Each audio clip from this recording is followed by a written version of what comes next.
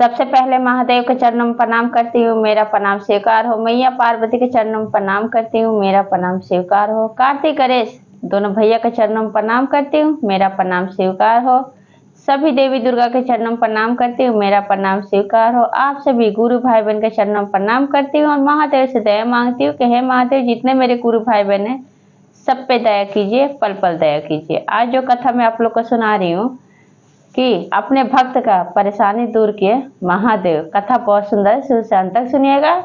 अगर आप लोग महादेव के सच्चे भक्त हैं, महादेव के सच्चे शिष्य हैं, तो मेरी कथा अगर आप लोग को अच्छा लगता है महादेव का तो वीडियो को लाइक करें, चैनल को सब्सक्राइब कीजिए, घंटे के निशान को जरूर प्रेस कीजिए, दोस्तों में रिश्तेदारों में शेयर कीजिए, कमेंट बॉक्स में हर हर महादेव जरूर लिखिए, क्योंकि भगवान का नाम बोलने से लिखने से सारी कष्ट सारी परेशानियां दूर होती है। तो चलिए ज़्यादा बात नहीं करते हुए कथा शुरू करती हूँ। एक गांव में विजय नाम का एक आदमी रहता था। अब विजय के जो पिताजी थे वो बहुत सारे कर्जा ले रखे थे।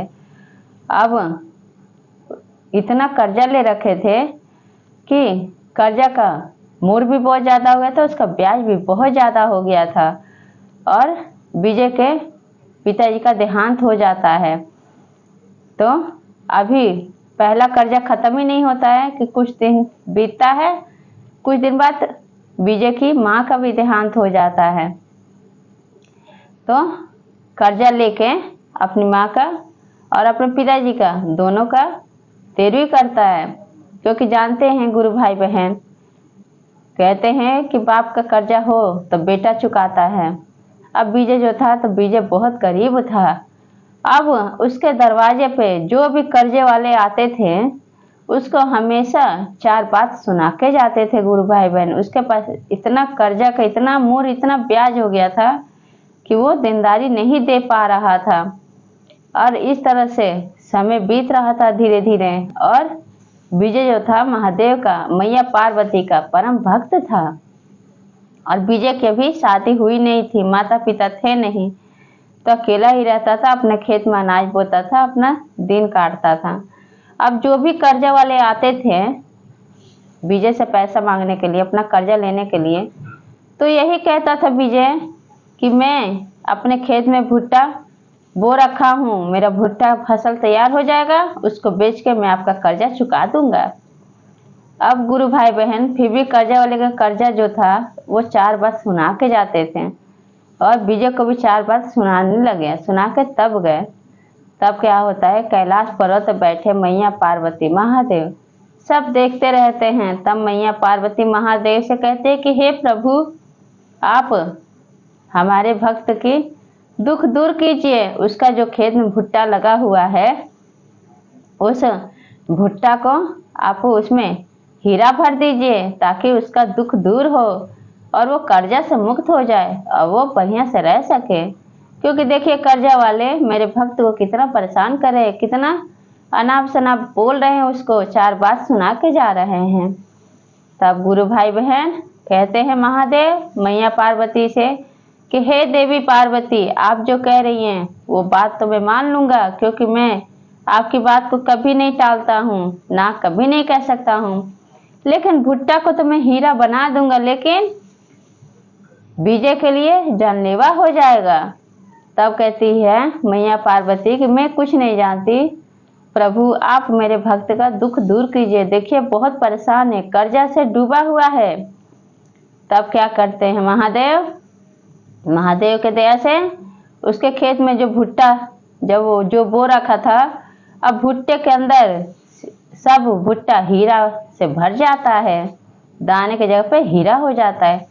अब गुरु भाई बहन जब विजय जाता है अगले ही दिन मक्के को काटने के लिए भुट्टा को, तब क्या होता है, क्या देखता है कि दो मक्का उसमें से भुट्टा जो काट के लाता है और उसको सुनार के ले, उसको सफ़ेद सफ़ेद उसको समझ में नहीं आता है कि क्या है ये सब। अब उसको लेकर दोनों भुट्टा को सोनार के घर जाता है। तो सोनार के यहाँ क्या होता है, वो ढेर सारा पैसा देता है, पूछता है विजय कि ये क्या है। तब सोनार कहता है कि इसका कीमत कोई नहीं लगा सकता, इसका जो कीमत है ये कोई और चीज नहीं, ये हीरा है। अब विजय का जो दोस्त था तो सोनार से कहता है कि ये इसकी कीमत कितना लगेगी, खेत में जितना भी भुट्टा है। तो सोनार कहता है कि इसकी कीमत नहीं लगाई जा सकती, ये अरबों खरबों लाखों में जाएगी, क्योंकि हीरा है, एक हीरा 1 करोड़ के बराबर है। अभी ये बात जब सुनता है विजय का दोस्त, उसके मन में लालच पैदा हो जाता है। अब विजय से कहता है विजय का दोस्त कि विजय चलो ये सारा भुट्टा काट के हम लोग दूसरे शहर में ले जाके इसको बेचते हैं। और सारे भुट्टे को काट के एक मोटरी बना लेता है विजय और उसका दोस्त, और चले जाते हैं दूसरे देश बेचने के लिए। जब वहां जाते हैं तो उस शहर में, उस नगर में एक राजा रहते हैं। राजा को पता चलता है कि यहाँ पे एक विजय नाम का आदमी आया है जो कि बिजनेस कर रहा है, जो कि हीरे का भुट्टा बेच रहा है।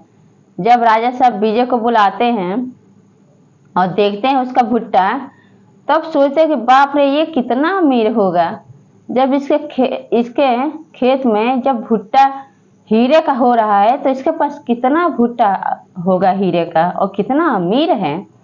अब सोचते हैं राजा साहब कि क्यों ना मैं इससे अपनी लड़की का शादी कर दूं, क्योंकि विजय बहुत अमीर है और विजय जात से मुसहर रहता है। देखने में लगता है कि वो मुसहर नहीं है, बहुत अच्छे खानदान से, बड़े जाति का लड़का लगता है, लेकिन वो रहता है जात का मुसहर।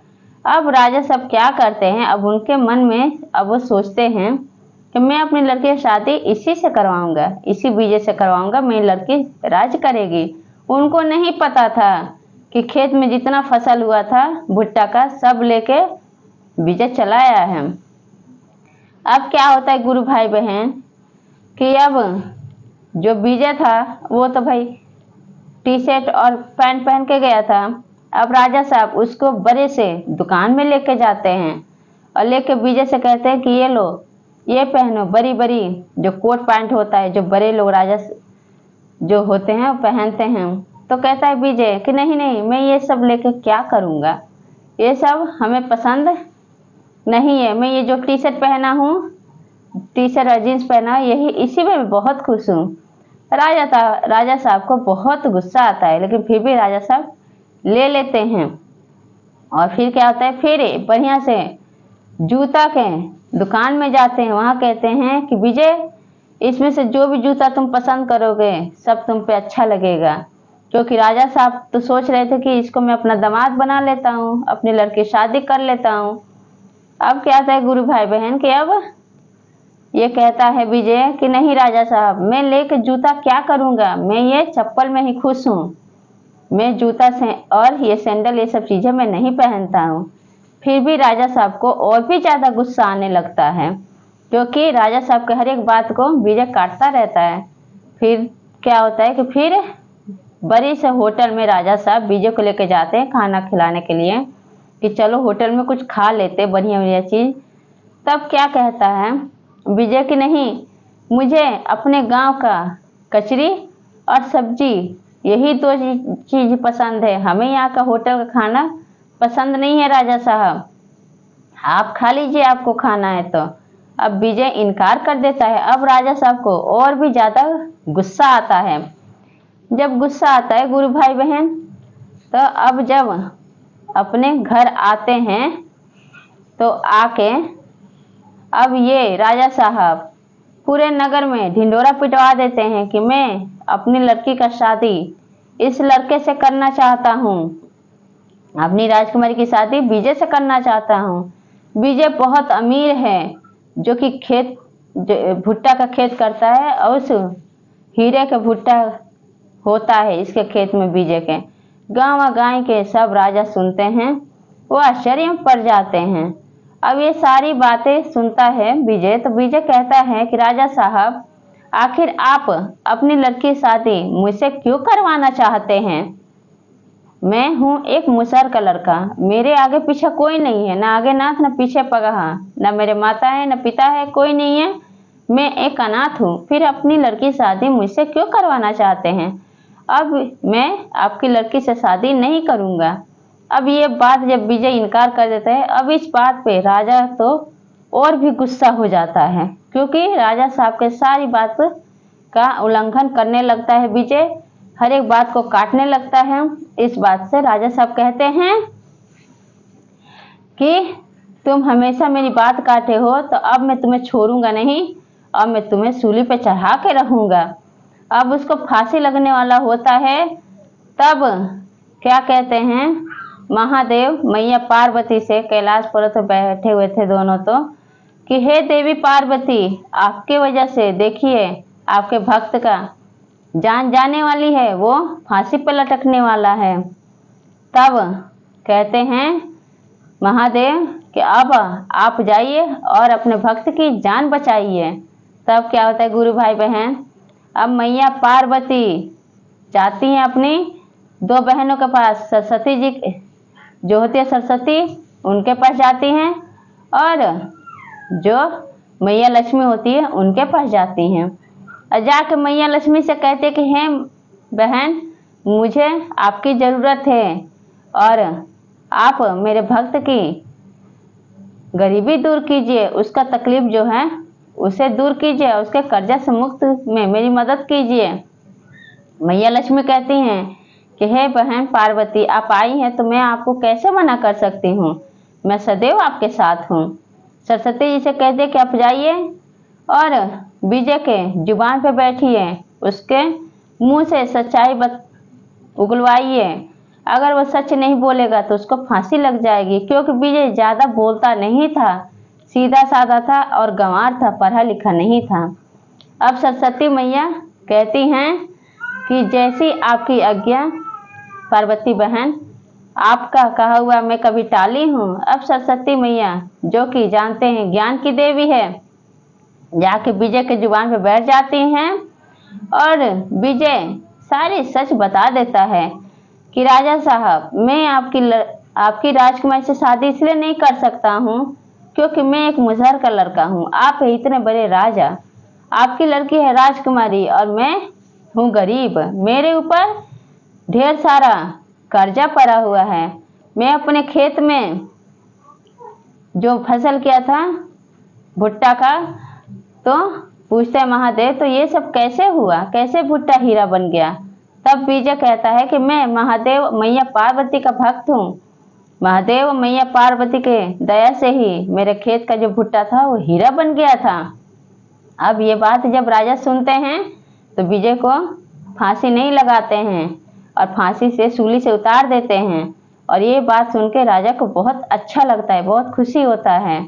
तब कहते हैं कि अब मैं जरूर अपनी लड़की का शादी तुमसे करूँगा, क्योंकि तुम अच्छे नहीं, तुम सच्चे भी इंसान हो, तुम महादेव मैया पार्वती के भक्त हो, तो मैं तुमसे अपनी लड़की की शादी जरूर करूँगा। तुम्हारे पास झोपड़ी भी होगा, चाहे उसमें भी मेरी लड़की मेरी राजकुमारी गुजारा कर लेगी, क्योंकि तुम इंसान अच्छे हो। मुसहर में क्या होता है, इंसान तो सिर्फ एक ही होते हैं, भगवान के दरवाजे से तो सब एक ही रास्ते से आते हैं, माँ के कोख से जन्म लेते हैं। ये बात राजा साहब विजय को बताते हैं, विजय को समझ में आता है और विजय की शादी राजकुमारी से हो जाता है, राजा सब कर देते हैं। और विजय अपनी पत्नी को राजकुमारी को लेकर जब अपने गांव लौटता है अपने दोस्त के साथ, तो गांव में क्या देखता है कि गांव में जो उसका झोपड़ी था वो महल बन जाता है, उसके घर में सोना चांदी हीरा मोती से भर जाता है। जब विजय आता है और देखता है कि उसका घर तो पहचान में नहीं आता है, उसके घर में कोई चीज़ की दिक्कत, कोई चीज़ की परेशानी नहीं होता है, तब गुरु भाई बहन अब विजय और उसकी पत्नी राजकुमारी हंसी खुशी से अपने महल में जिंदगी काटने लगते हैं, और मैया पार्वती अपने भक्त को जान बचाते हैं। और इस तरह से महादेव और मैया पार्वती दोनों मिलके अपने भक्त की परेशानियों को दूर करते हैं, और विजय सबका कर्जा से मुक्त हो जाता है और हंसी खुशी से अपने गांव के लोगों के साथ रहने लगता है, अपनी पत्नी के साथ रहने लगता है, महादेव का चर्चा भजन कीर्तन करने लगता है, और विजय की पत्नी भी करने लगती है। तो मैं यही कहूँ कि हे महादेव, जिस तरह से आपने अपने भक्त को हर एक परेशानी से बचाए, उस तरह से मेरे जितने गुरु भाई बहन हैं सबको हर एक परेशानी से, हर एक दुख से बचा के रखिए, हे महादेव हम सब पे दया कीजिए प्रभु, दया की कृपा कीजिए। ये कथा आप लोग कैसा लगा कमेंट बॉक्स में ज़रूर बताइए। तो सब बोलिए हर हर महादेव, मैया पार्वती की जय।